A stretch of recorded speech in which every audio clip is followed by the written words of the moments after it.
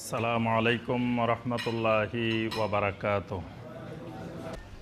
সুন্নত আর বেদাতের মাঝখানে আরেকটা জিনিস আছে, সেটা হলো খেলাফে সুন্নত। সেটা হলো খেলাফে সুন্নত, মানে যেমন দেখবেন এবাদতটাকে বলা হয় তাওয়াক্কুফিয়া।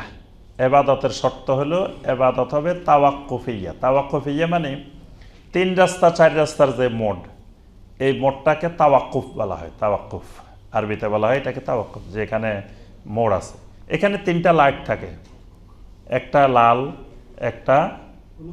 একটা হলুদ, একটা সবুজ।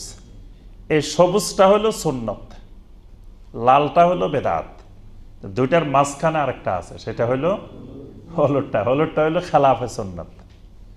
মানে কোনো ব্যক্তি সুন্নতের ইত্তেবা করতে চায়, সুন্নতের অনুসরণের ব্যাপারে খুব আগ্রহী, সে সুন্নতেই খুঁজে সবসময়, কিন্তু ভুলবশত কোনো কারণে সুন্নতের বাইরে করে ফেলছে, কিন্তু সে জানে না আসলে যে এটা সুন্নতের বাইরে, ভুলে করে ফেলছে। কিন্তু তার ইচ্ছা সুন্নতের বাইরে করার তার কোনো ইচ্ছা নাই, তার ইচ্ছা পরিপূর্ণ সুন্নত অনুযায়ী করবে, কিন্তু পরিপূর্ণ সুন্নতটা সে জানতে পারে নাই, অথবা কোনো কারণে ভুল করে ফেলছে।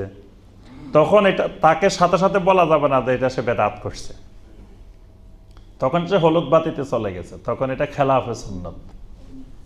এখন তাকে জানাই দেওয়া হলো যে ভাই তুমি যে কাজটা করছো এটা সুন্নতের খেলাফ, এটা সুন্নত না এইভাবে।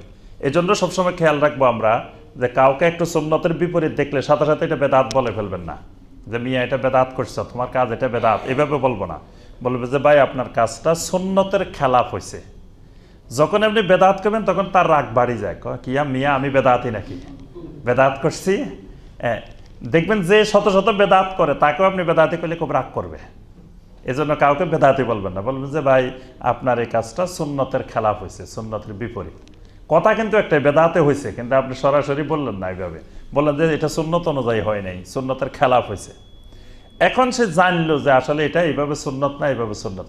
তারপরেও যদি সে বলে যে না আমি যেভাবে করছি, আমার বাপদাদারা যেমনি করছে, সবাই যেমনি করছে, আমি এইভাবে করব, তখন এটা আর খেলাফে সুন্নত না, এটা বেদাত হয়ে গেছে।